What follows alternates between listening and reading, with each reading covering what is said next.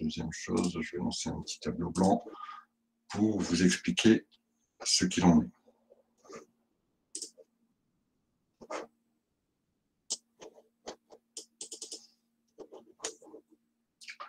Donc, prenons le cas d'une entreprise française.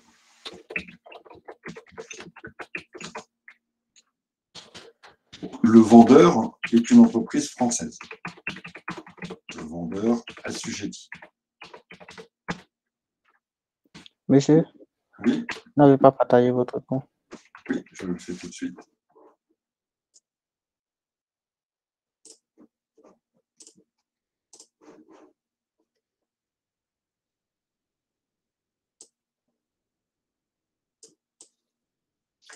Ce vendeur donc, a une activité de vente de biens mobiliers corporels, puisque ce système-là ne fonctionne que pour la vente de biens corporels. Ça ne fonctionne pas pour la prestation de services. Donc, une entreprise française vend des biens, de la marchandise par Internet. Au cours du mois de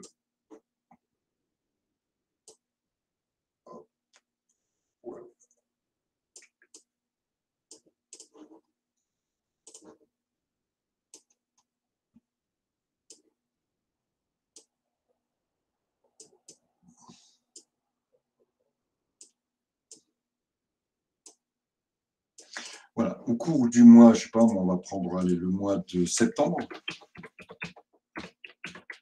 on a réalisé donc du chiffre d'affaires de vente à distance. Donc ça, ce sont des ventes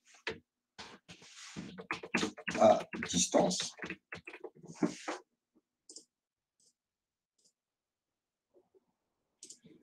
Elle va réaliser des ventes à distance en Belgique et elle va réaliser des ventes à distance en Espagne.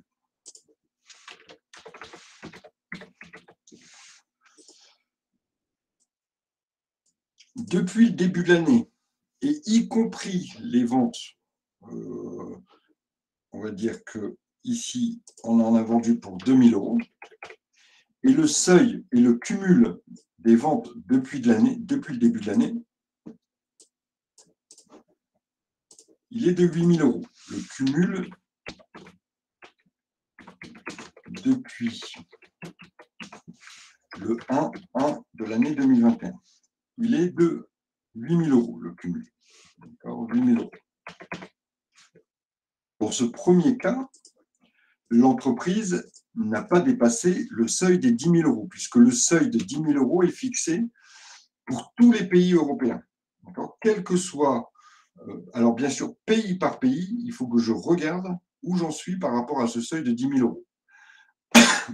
Avant, ce n'était pas les mêmes chiffres. Ce n'était pas le seuil de 10 000 €. Le seuil, il était propre à chaque pays. Chaque pays avait fixé son propre seuil, de façon à harmoniser les pratiques. L'Union européenne a décidé qu'il y aurait un seuil égal pour tous les pays. Et ce seuil, aujourd'hui, le seuil, il est de 10 000 €. D'accord ?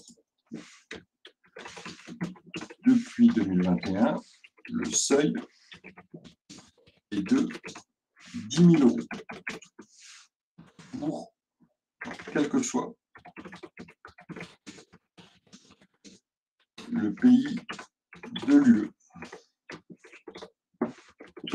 Donc ça veut dire que le seuil pour la Belgique, il est de 10 000 €, et puis j'ai aussi le seuil pour l'Espagne qui est de 10 000 €. Alors, on est bien d'accord que pour les ventes qui ont été réalisées en Belgique, le seuil n'a pas été dépassé. Est-ce que ça, c'est compris pour tout le monde? Puisque au mois de septembre, j'ai fait 2 000 € et que le cumul depuis le début de l'année, il est de 8 000 €. Donc, je suis en dessous du seuil. Si je suis en dessous du seuil, les produits sont taxés à la TVA française et c'est de la TVA collectée française. Donc, ici, comme je suis en dessous du seuil, donc sous le seuil, alors ventes taxées, les ventes sont taxées à la TVA française au taux français. Donc, le taux, globalement, il est de 20%.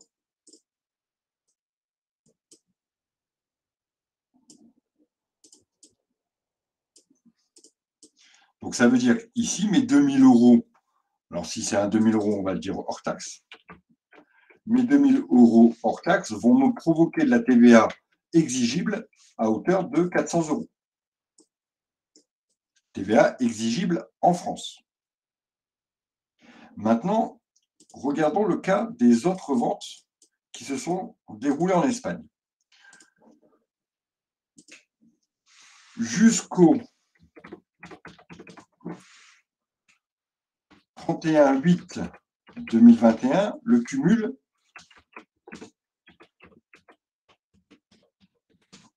est de 10 000 euros. Donc, toutes les ventes qui ont été faites avant le mois de septembre représentent un cumul hors taxe de 10 000 euros. Donc, toutes ces ventes ont été taxées à la FTVA française. Les ventes suivantes qui vont intervenir après le dépassement de ce cumul, comment vont-elles être gérées? Alors, imaginons que au mois de septembre, on est toujours ici au mois de septembre, on est bien d'accord, tout ça, ça se fait au mois de septembre. Tout ça, c'est au mois de septembre. Courant du mois de septembre, donc, quand on regarde les opérations du mois de septembre, en Espagne, nous avons fait 4 000 euros de ventes hors taxe. Donc, on est bien dans des ventes qui se situent au-dessus du seuil, puisque le seuil, il est de 10 000 euros. Comment vont être taxées ces ventes? Ces ventes vont être taxées, donc taxées, ces ventes taxées en Espagne. Donc, il faudra que je indique à l'État espagnol par le système du guichet unique, indique à l'État espagnol que je leur dois des sous, que j'ai fait des ventes à des non-assujettis en Espagne à hauteur de 4 000 euros et j'appliquerai vente taxée en Espagne au taux espagnol.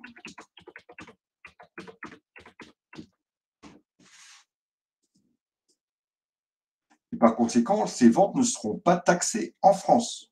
Il n'y aura pas de TVA en France. Il n'y aura pas de TVA due en France. On le note en plus. Pour ces 4 000 euros, pas de TVA exigible en France. Dès lors que vous avez des ventes qui ont dépassé le seuil fixé à 10 000 euros, alors ces ventes seront taxables dans le pays destinataire, mais pas en France. Il n'y aura pas de TVA qui est due en France. Est-ce que c'est clair pour vous? Oui. Abdoul, est-ce que ça répond à votre question? Oui, monsieur. Donc, du coup, lorsque ça dépasse, on n'a plus besoin de calculer. Lorsque ça dépasse les 10 000 euros. La partie supérieure, on n'a plus besoin de le calculer. Ça sera fait en Espagne. Et là, dans l'exercice qu'on vous a demandé, vous ne vous en occupez pas. D'accord. Merci, monsieur. Très bien. C'est clair pour tout le monde? Pas d'autres questions là-dessus? Non? Ok, parfait. Je vais simplement noter ces ventes à distance.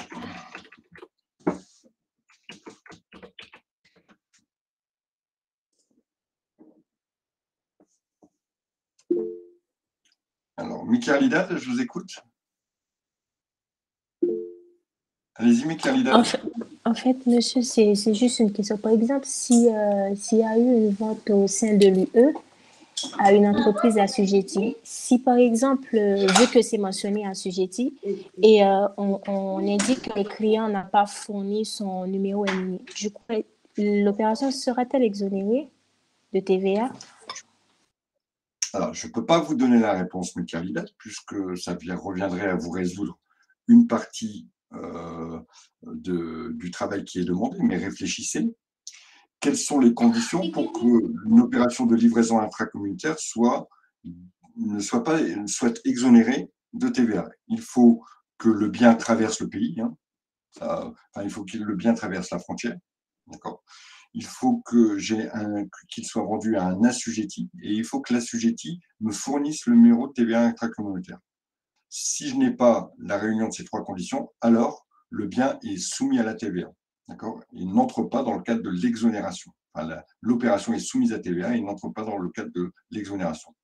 Voilà les seuls éléments de réponse que je peux vous donner. D'accord, c'était ça que je voulais, monsieur. Merci beaucoup. Très bien. Alors, je vous ai donné quand même beaucoup d'informations, hein. Alors, c'est bon pour tout ça. Je peux donc arrêter ça. Voilà. Et reprendre nos activités du jour. Alors, il me semble bien, si je ne dis pas de bêtises, que les heures complémentaires, nous avons... alors, ma dernière visio, elle date du 8. C'était la semaine dernière. Alors, j'ai un jam du cours.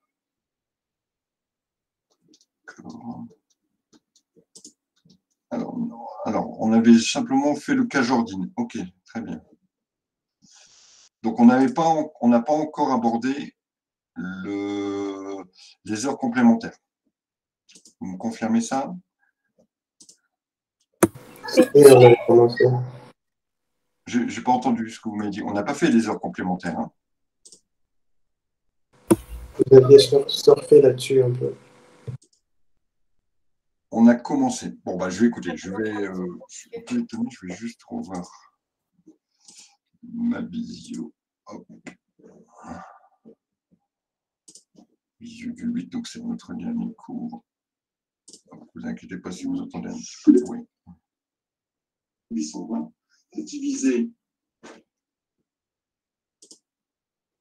D'accord, donc on a bien commencé, hein. Par 12 mois, ça nous donnait 152,67.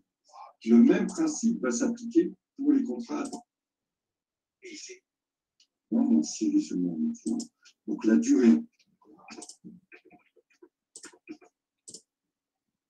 des accords qui sont simplement applicables à l'entreprise, une convention collective qui sont. D'accord, donc on a quand même vu pas mal de choses, je suis désolé. On sait qu'il y a une limite qui est générale. Le salarié ne peut pas dépasser 35 heures. Très bien. Alors, juste désolé, je ne sais plus trop où on était arrivé, mais il me semblait bien qu'effectivement, on avait vu le problème des heures complémentaires. On va donc attaquer l'application Petit Prix et on va regarder ensemble ce que ça nous donne, puisque de toute façon, là, on va traiter aussi de la problématique des heures complémentaires concernant cette application. D'accord. L'application qui concerne les heures complémentaires, on y est, on est bien. Allez, je vais, comme d'habitude, relancer un tableau blanc. Hop.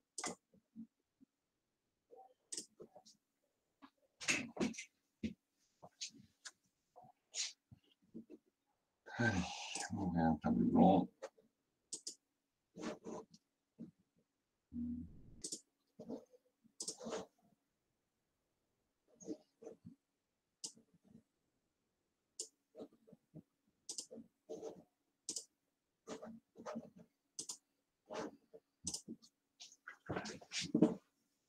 Alors, donc on traite l'application Petit Prix.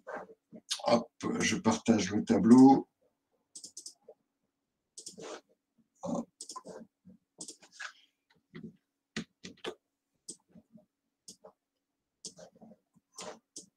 Alors, qu'est-ce qu'on nous indique? Ici, Madame Laurette Chambon est salariée du supermarché Petit Prix en tant qu'hôtesse de caisse. Son contrat est à temps partiel. Il prévoit une durée hebdomadaire de 25 heures par semaine. Comme l'autorise la convention collective, le contrat prévoit la possibilité d'effectuer 8 heures complémentaires par semaine, soit un tiers de son horaire.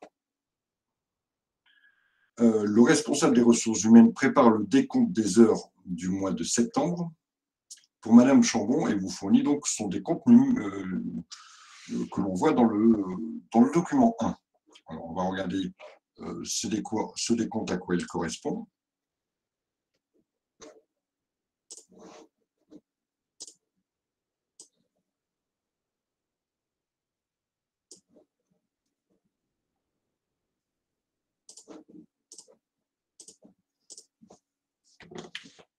Alors, voici les horaires qui ont été effectués par Madame Chambon, donc le lundi de la première semaine de septembre, là, elle a fait ces heures-ci, etc., etc. Alors, d'abord, on va regarder avec le modèle que l'on a toujours appliqué concernant les décomptes d'heures supplémentaires, comment on va gérer ces heures. Donc, ce que l'on va faire, nous, en travail préparatoire, on va indiquer le nombre total d'heures effectuées, le nombre qu'elle aurait dû effectuer normalement, donc la durée contractuelle, et on va en déduire les heures ici supplémentaires. Je vous laisse faire vos petits calculs, d'accord? Alors, sauf si vous les avez déjà faits, faire vos petits calculs et ensuite on regarde les choses ensemble.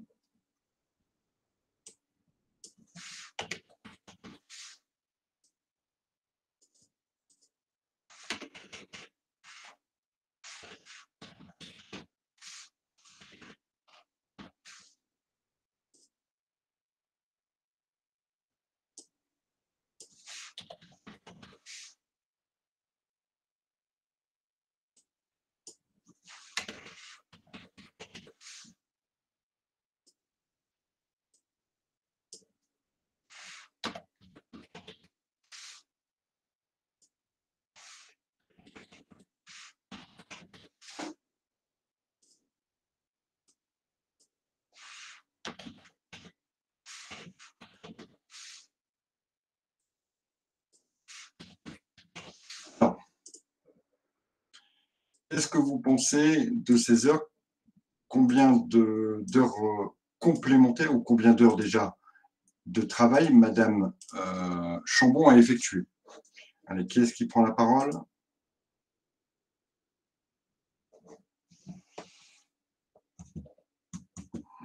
Alors, si je calcule par semaine, la première semaine, Madame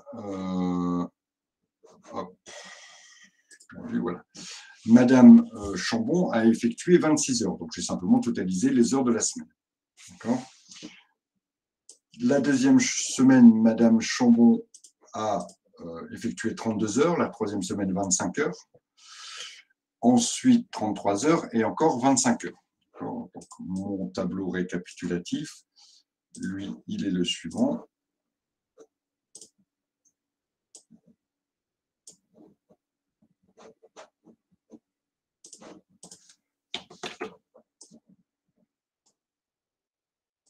Voilà les heures qui ont été réalisées. Alors maintenant, à côté de ça, je vais mettre le nombre d'heures que Madame Chambon aurait dû réaliser par semaine et je vais trouver combien d'heures complémentaires elle a fait.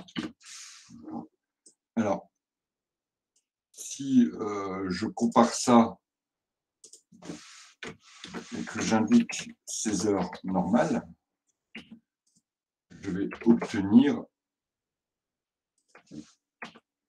qu'elle a fait 1 heure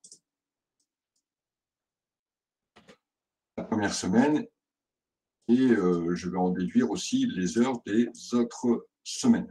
Voilà, chose qui a été faite.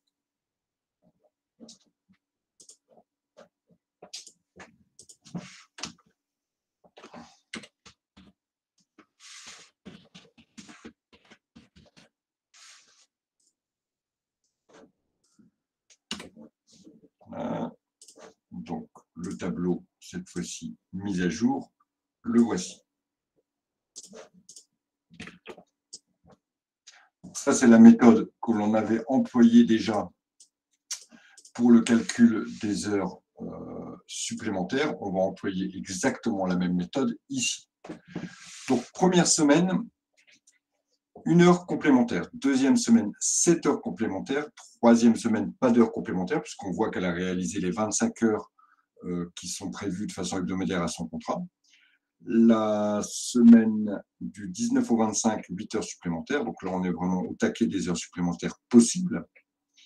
Et enfin, la dernière semaine, tac, tac, tac, 25 heures, donc pas d'heure. Alors, je reviens sur la dernière semaine. Est-ce qu'au titre des heures complémentaires, cette semaine-là va être comptabilisée sur le mois de septembre? Non. D'accord? Mika Alidad, allez-y, je vous écoute. J'ai une question, monsieur. C'était pas 24 heures l'heure normale? J'ai pas entendu. Ce n'est pas 24 heures? 24 heures l'heure normale?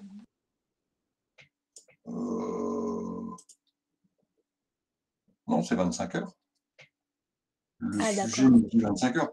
J'avais évoqué les 24 heures, c'est 24 heures minimum, d'accord? Mais si l'employeur veut proposer un contrat de travail de 25, 26, 27, 28, 29, 30 heures, il peut. Et ici, dans notre cas d'espèce, c'était bien un contrat de 25 heures qui avait été proposé et pour lequel Madame Chambon a été engagée. Donc voilà pourquoi j'ai mis en heure normale ici 25 heures. Alors je reviens sur ma dernière semaine ici. Pour savoir si cette semaine, au titre des heures supplémentaires ou même au titre des heures complémentaires, puisque ici on est plutôt dans le cadre d'heures complémentaires, pour savoir si cette semaine doit être comptabilisée sur le mois de septembre, il faut regarder le dernier jour travaillé. Le dernier jour travaillé, c'est le samedi. Ici, ça c'est le dernier jour travaillé, d'accord? Le dernier jour travaillé appartient, ou travaillable, appartient au mois de novembre, puisque c'est le 2-10. Donc, toute la semaine sera comptabilisée sur le mois de novembre. Le mois d'octobre. C'est la règle du dernier jour travaillé. Dites-moi, Abdel. C'est le mois d'octobre, monsieur, le 10. Sur le mois d'octobre. Je ne sais pas ce que je vous ai dit, mais en tout cas, toute cette semaine pourrait être comptabilisée au regard des heures complémentaires sur le mois d'octobre. D'accord ? Pourquoi? Parce que le dernier jour travaillé appartient au mois d'octobre. Et ça, c'est la règle. C'est la règle qu'il faut retenir pour regarder si la semaine doit être comptabilisée sur un mois ou sur un autre mois. Il faut regarder le dernier jour travaillé ou travaillable. Le dernier jour ouvrable de la semaine est ouvré, puisqu'on voit qu'elle travaille le samedi, pour Madame Chambon, c'est le samedi. D'accord? Le samedi 4 octobre. Le samedi 4 octobre, c'est un jour du mois d'octobre. Hein. Donc, toute la semaine, pour les heures complémentaire appartiendra au mois d'octobre. Si on regarde par contre la première semaine, le dernier jour travaillé appartient au mois de septembre, que ce soit le samedi ou le vendredi, peu importe. Donc toute la semaine, même si les premiers jours ici sont sur le mois d'août, toute la semaine va appartenir au mois de septembre et donc va demander le traitement de cette heure complémentaire. Léa, je vous écoute. Donc, ça, c'est un peu pareil que quand on fait les heures supplémentaires. Même taux, c'est pas un peu pareil, c'est pareil. C'est pareil. C'est la même méthodologie. Donc, seules les 4 premières semaines vont compter. Cette semaine-là, elle ne compte pas, puisque le dernier jour travaillé, c'est sur le mois d'octobre. Maintenant, regardons ces heures. Et quelle est la règle que l'on va appliquer dans ce cas-là? Quelle est la règle que l'on va appliquer pour la majoration des heures complémentaires? Dites-moi. Alors, c'est Aïta qui a levé la main. Allez-y, Aïta, je vous écoute. Oui, mais Alors, à 16 heures complémentaires, le cours nous a dit, ou bien disons la loi a dit que si ce n'est pas mentionné dans le contrat, on va appliquer les 1/10 de son heure normale hebdomadaire. Or, la durée hebdomadaire est de 25 heures. Donc, le 10e, ça nous fait 2h30 par semaine. Et là, maintenant, dans notre premier cas, dans notre première semaine, elle a effectué 1 heure supplémentaire. Donc, on va majorer ça à 10%. d'accord, alors c'est très bien. Merci Aïta pour votre participation. Donc, je vais reprendre ce que vous nous avez dit. Alors, vous nous avez d'abord parlé, évidemment, en dehors de toute disposition conventionnelle. D'accord? S'il n'y a pas de convention collective qui fait référence à ces heures complémentaires, il y a d'abord un principe de base. Le principe de base, c'est que le salarié à temps partiel ne peut pas effectuer plus de 10% de son horaire hebdomadaire contractuel en heures complémentaires. C'est-à-dire que Madame Chambon a un horaire hebdomadaire contractuel de 25 heures. Donc, normalement, il ne lui est permis que de faire 1/10 de ces 25 heures, soit 2h50 en heures complémentaires. La rémunération de ces heures complémentaires se fera à hauteur avec une majoration de 10%. Ça, c'est le principe. D'accord ? À ce principe existe une exception, c'est celle qui serait prévue éventuellement dans des conventions collectives. Quand une convention collective autorise les heures supplémentaires, les heures complémentaires au-delà du 10e de la durée hebdomadaire, alors c'est possible, il n'y a pas de souci, jusqu'à 1/3 du contrat. La loi nous dit, malgré tout, la convention collective ne peut pas aller en heures supplémentaires, en heures complémentaires faisables, ça ne peut pas être supérieur à 1/3 du contrat. Ici, on a un contrat de 25 heures, ce qui nous fait 8h33, on va arrondir à 8 heures, ce qui nous fait un maximum de 8 heures complémentaires possibles par semaine. Donc, ça veut dire que Madame Chambon pourra faire jusqu'à 33 heures par semaine. Ça, c'est si la convention le prévoit. Si la convention ne le prévoit pas, alors on est limité au 10e. Ici, dans notre cas d'espèce, on nous indique que la convention collective autorise que le contrat puisse prévoir des heures complémentaires à hauteur de 8 heures, soit 1/3 de son horaire. Donc la convention collective nous dit, nous allons profiter de la dérogation qui nous est offerte et autoriser les employeurs à demander des heures complémentaires à hauteur maximum d'1/3 du contrat, d'1/3 de la durée hebdomadaire inscrite dans le contrat. Donc, premier point, c'est sur le nombre maximum d'heures complémentaires que l'on peut faire. Première chose, si rien n'est prévu au terme de la convention collective, alors on se réfère au droit commun. Le droit commun, c'est maximum 10% du temps prévu au contrat. Ensuite, si une convention collective le prévoit, l'entreprise peut éventuellement faire des heures supplémentaires à hauteur d'un tiers maximum, d'accord, de la durée qui avait été prévue.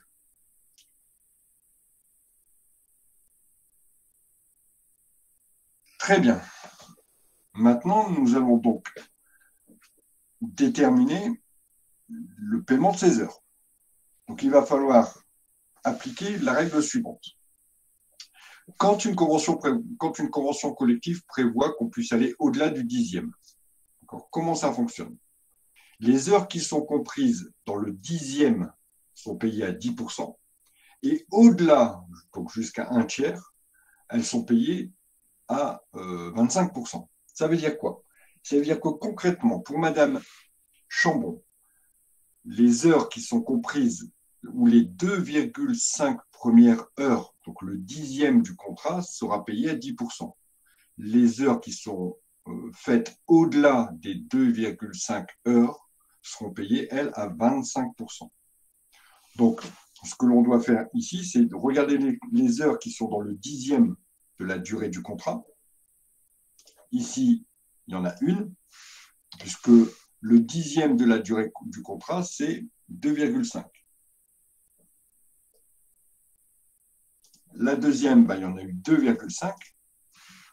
Et il y en a eu aussi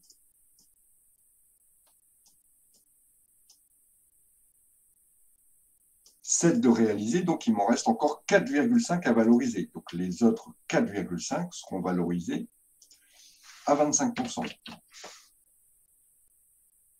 2,5 seront valorisés à 10%, ça c'est les heures à 10%. Et ici, pour cette semaine-là, 4,5 seront valorisées, elles, à 25%. Concernant la suite, on va voir la même chose. 2,5 valorisés à 10%.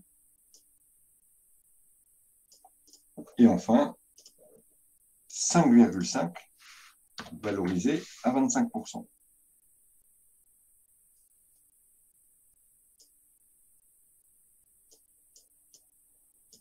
Donc, je répète, quand une convention collective prévoit qu'on puisse aller au-delà du 10e du temps de travail hebdomadaire prévu au contrat, alors la valorisation va se faire comme ça. Les heures qui sont comprises dans le 10e seront valorisées à 10%, et les heures qui sont au-delà du 10e seront valorisées à 25%. Donc, ça veut dire ici, pour ces heures ici, on aura une valorisation à 10%.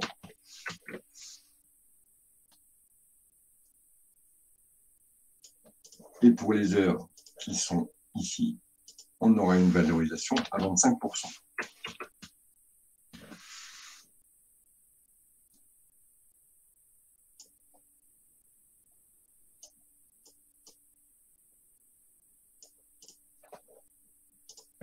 Est-ce que c'est clair pour les modalités de calcul?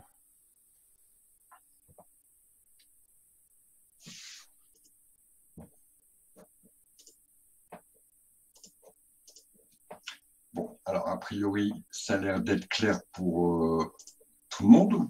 S'il n'y a pas de questions, on va regarder un petit peu la suite de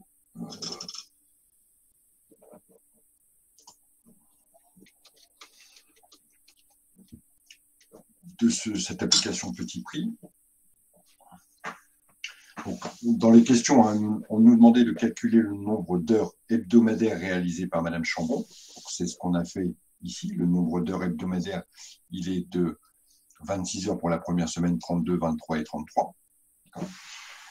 Ensuite, les limites sont-elles respectées? Les limites prévues à son contrat, celles qui prévoient qu'elle peut faire 8 heures supplémentaires, oui, elles ont été respectées, elles ont été limites ici sur cette dernière semaine, mais malgré tout, on n'a pas été au-delà des 8 heures complémentaires possibles. À quel taux seront valorisées ces heures complémentaires? C'est ce que l'on a fait ici. Ici, donc finalement, on aura un total de 6 heures qui seront valorisées à 10%, et 10 heures qui seront valorisées au titre du mois de septembre, hein, et 10 heures qui seront valorisées à 25%.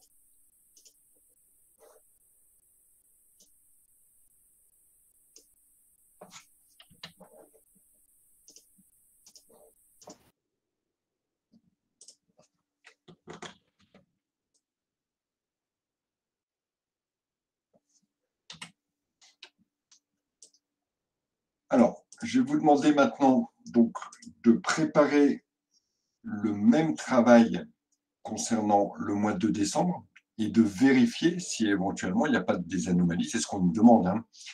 On nous demande, le document 2, c'est la préparation du planning du mois de décembre.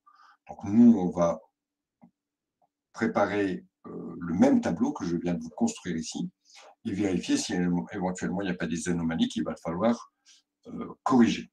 Alors, je vais vous mettre à l'écran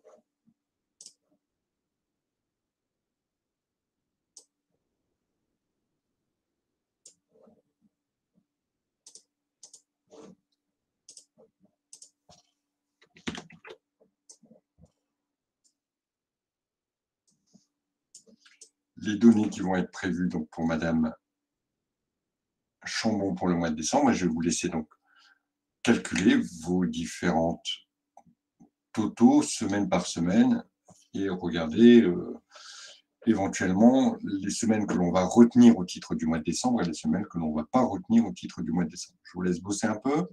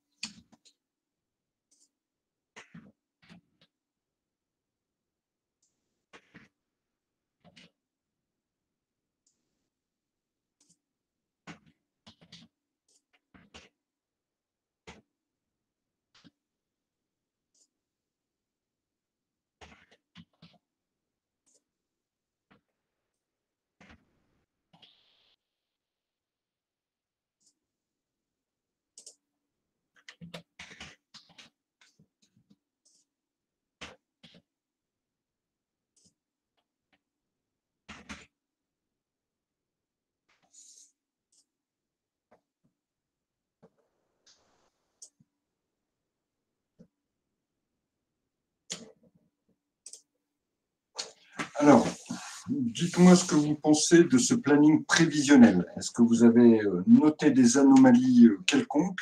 Qu'est-ce que vous pourriez proposer éventuellement pour résoudre ces anomalies et surtout, de quelle nature sont ces anomalies?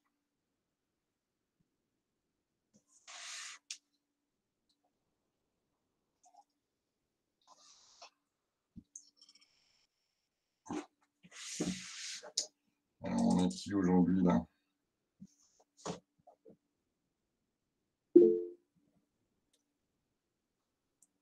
Allez-y, Aïta, je vous écoute. Oui, ici, pour le mois de décembre, j'ai constaté que la quatrième semaine, elle a effectué plus que 33 semaines. Plus que 33 heures. Alors, vous avez noté ça sur quelle semaine, Aïta? Donc, l'anomalie que moi j'ai constatée, c'est au niveau des heures. Elle a dépassé la durée normale. Elle a effectué 39 heures. D'accord. Ok. Merci, Aïta.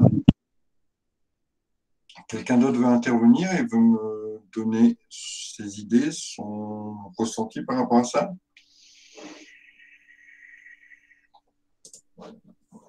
Alors,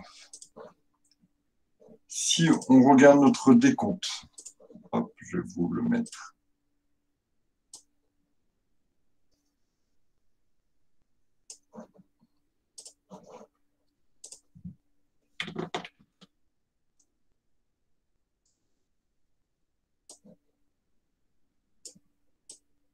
Si on regarde le décompte, on note ici au nombre total d'heures effectuées, on note deux choses. Première chose, ici on a 35 heures qui vont nous provoquer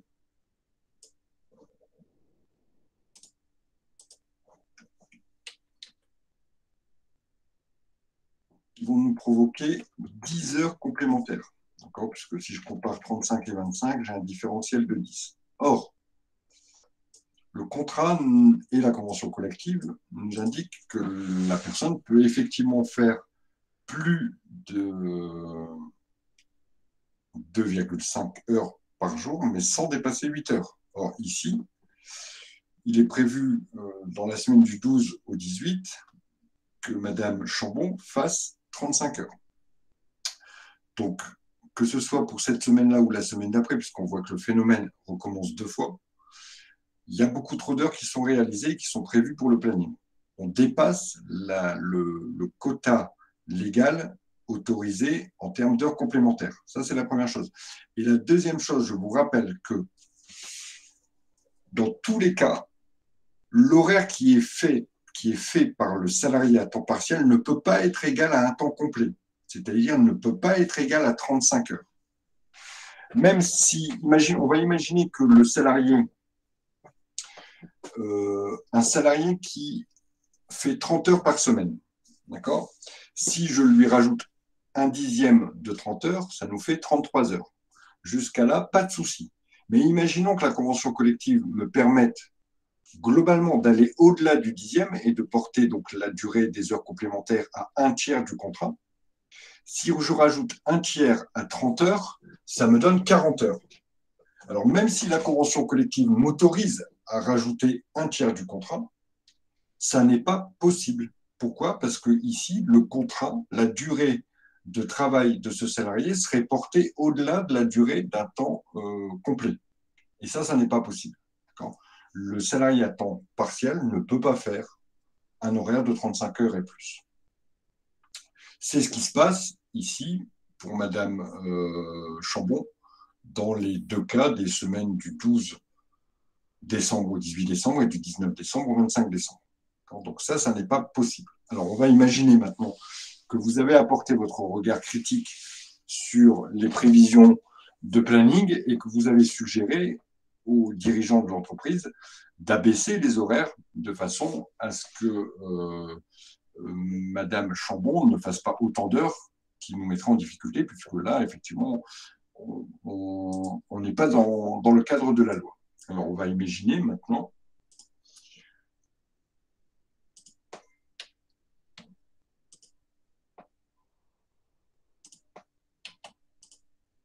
qu'on va effectuer une petite modification sur son contrat, enfin sur ses horaires prévus.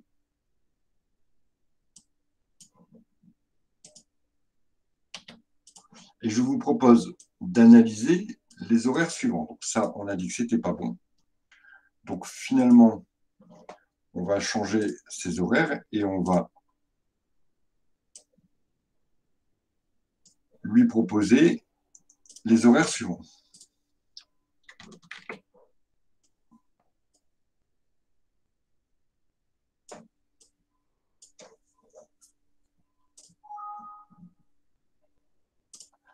Maintenant, donc on voit qu'on a fait des modifications au niveau des 2 semaines qui posaient des problèmes, d'accord, et qu'on est revenu dans un maximum de 8 heures pour les heures complémentaires. Donc, on est revenu dans les limites fixées par la loi, par la convention collective et par son contrat de travail. Je vais vous demander maintenant d'aller valoriser, c'est-à-dire d'aller répartir en heures à 10% et en heures à 25% les heures prévues pour le mois de décembre. Je laisse faire 2-3 minutes pour ça.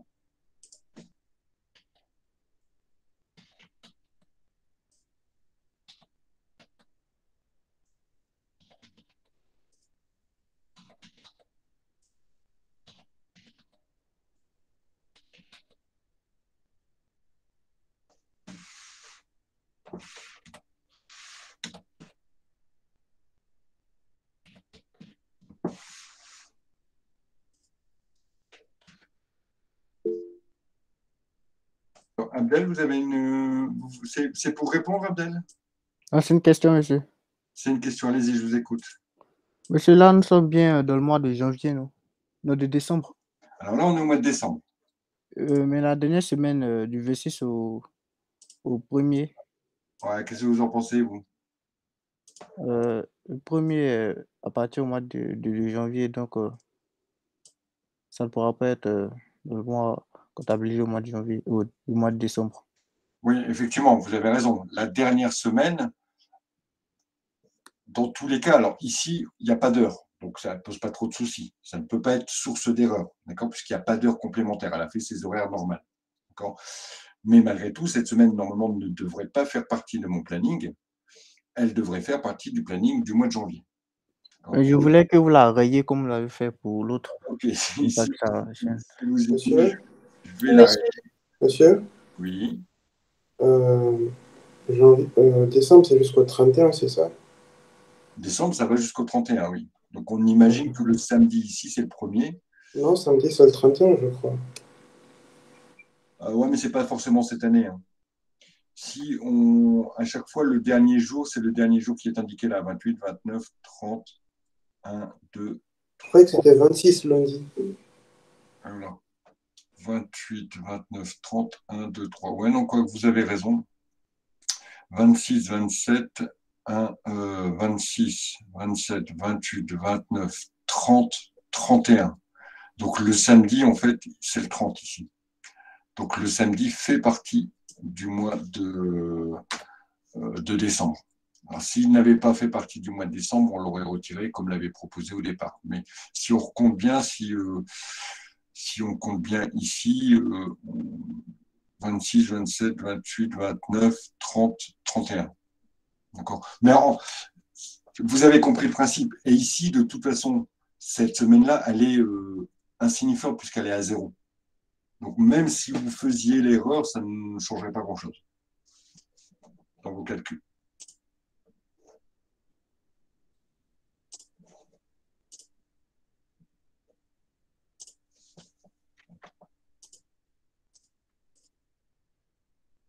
Alors,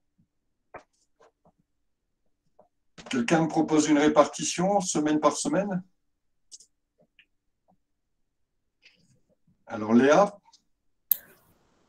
Pour la première semaine, les 2 heures, ils sont à 10%. Très bien. Pour la deuxième semaine, il y a 2,5 à 10% et 4,5 à 25. Très bien. Pour la troisième, 2,5 à 10 et 5,5 à 25. Et pareil Très pour bien. la semaine 4, la quatrième semaine. Très bien. Alors, merci Léa. Donc, vous avez fait cette bonne répartition. Les heures qui sont comprises dans les 10% de l'horaire hebdomadaire sont valorisées à 10%. Et les heures qui sont au-delà du 10e d'heure hebdomadaire sont valorisées à 25%. Hop, je vais vous mettre le résultat ici.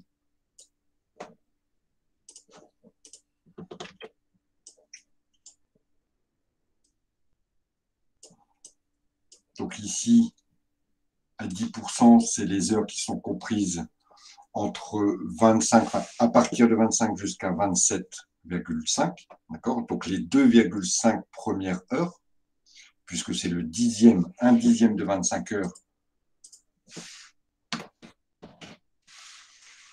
un dixième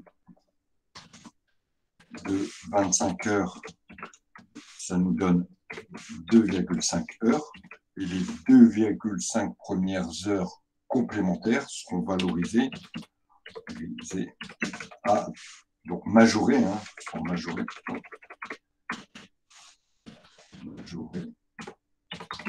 à 10%. Au-delà de ces 2,5 heures, jusqu'à un tiers du contrat, donc jusqu'à 8 heures, les heures sont majorées à 25%. Est-ce clair pour tout le monde, ce système de majoration? C'est ça peut-être qui est le plus compliqué à comprendre et à retenir, mais bon, c'est pas encore très dur. Et normalement, ce chapitre vient clôturer notre chapitre sur la gestion du temps de travail. Alors, il me semble bien qu'on a si je ne dis pas de bêtises, hop, hop.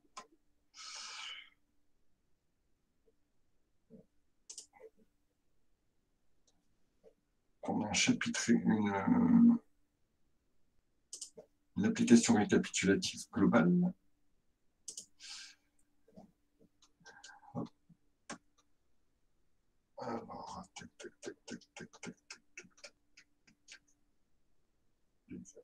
Ah non, on n'a pas de récapitulative globale. Très bien, je pensais qu'on en avait une.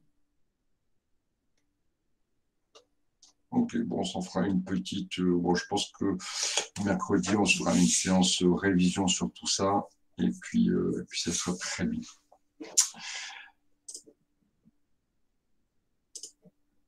Pas de questions? Aïta, vous levez la main, c'est parce que vous avez une question? A priori, non. Ok, bah écoutez, ça nous termine notre séance d'aujourd'hui. On se retrouve mercredi pour continuer le dernier cours dans cette matière et donc et vendredi pour le dernier cours aussi dans la matière P3. Et puis après, on sera un petit peu en vacances. Alors, n'oubliez pas, pour ceux qui ont du travail à me rendre, qu'il y a une deadline vendredi soir. Passez cette deadline, bien sûr, je ne prendrai plus vos travaux.